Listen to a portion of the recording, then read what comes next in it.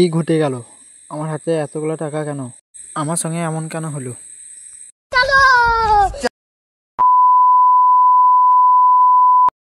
বন্ধুরা, আবার একটা নতুন ব্লগ নিয়ে চলে এলাম, ধামাকাদার।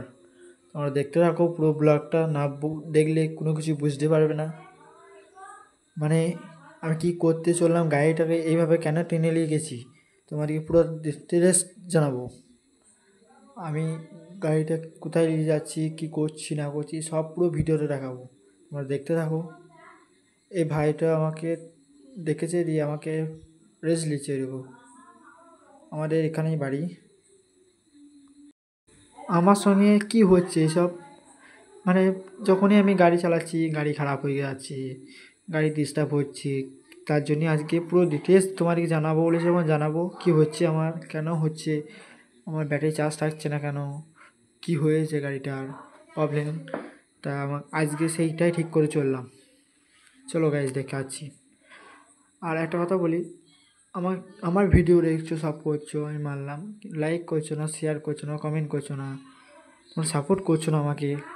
মনিটাইজেশন কী বলবো গাইস, আমার সঙ্গে এরকম হচ্ছে কেন? ফেসবুকে মনিটাইজেশন অপশানটাই দিচ্ছে না।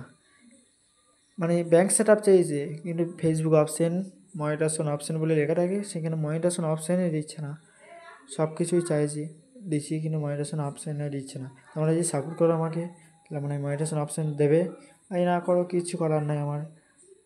আমি তোমাদের কাছে জোর করে চাইছি, আমাকে সাপোর্ট করো, লাইক করো, শেয়ার করো, কমেন্ট করো, পারলে কপি লিঙ্কটা বেশি বেশি করো আমাকে, তাহলে আমার মনিটাইজেশন অপশানটা আসতে পারে খুব তাড়াতাড়ি। আর এলে ব্যাঙ্ক সেট আপ নিয়ে নেবে আমার। এটা আমি খানিক ফেসটা রেখে দিলাম। চলো। কালকে বৃষ্টি হয়েছিল পুরনো বাস স্ট্যান্ডে, তাই এত পরিমাণে জল হয়েছে, আমাদের লাগাটা ডুবে গেছে, পুরনো বাস স্ট্যান্ডেও জল দাঁড়িয়ে গেছে।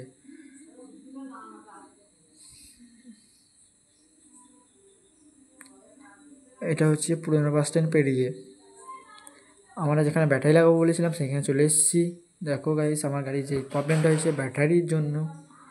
তা ব্যাটারি অর্ডার দিয়েছিলাম কালকে কিছু টাকা দিয়ে, আজকে পুরো টাকাটা লাগবে, তাই ব্যাটারি লাগাবো। এরকম আমার ব্যাটারি লাগাবার লাগে ওয়ারিং খুলছে। ব্যাটারি একটা বন্ধু আমার এসেছে, সেই বন্ধুরা বললাম, ওই বন্ধুরা এসে ব্যাটারি দেখছে।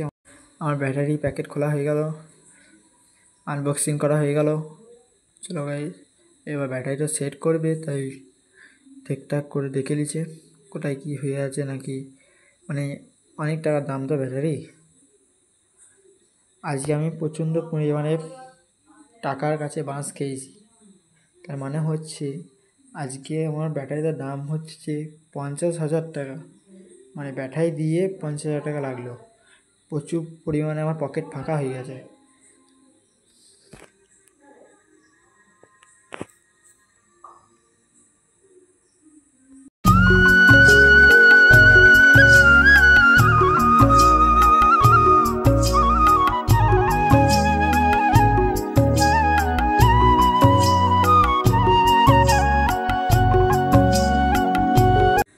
আমার গাড়ির সঙ্গে সেট করা হচ্ছে ওয়ারলিংটা, নতুন ওয়ারলিং লাগিয়ে দিচ্ছে।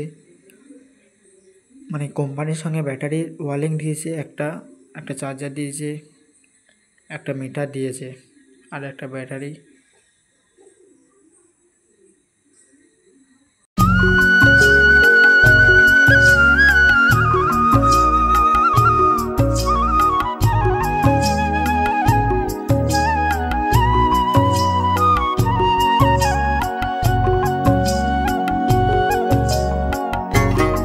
পুরো সেট করা হয়ে গিয়েছে ওয়ারলিংটা। এবার ব্যাটারিটা চাপাবে। দেখো গাড়ি চাপিয়ে নিল। এই ব্যাটারিতে কী কী নিয়ম আছে বলেছি। জিপিএস আছে, লোকেশন আছে, ব্যাটারি লক করা অপশান আছে। এখানে জিপিএস কানেকশন হচ্ছে, মিটার কানেকশন আর জিপিএস কানেকশন। এরকম চার্জারটা আনবক্সিং করা হচ্ছে, চার্জার খুললেও খুবই ছোট চার্জার একটা, 4 ঘন্টার মধ্যে ফুল চার্জ। এরকম বন্ধু হাই দিয়ে দিল, তোমরা সবাই হাই লিখো। ব্যাটারি লাগানো হয়ে গেছে, এটা চার্জের সিস্টেম। গাড়িতে লাইন চলেও এসছে আমার, মানে কমপ্লিট গাড়ি ব্যাটারি লাগানো। চার্জ দেখছে বা চার্জ হবে নাকি ব্যাটারিটা। চার্জও হতে লেগেছে।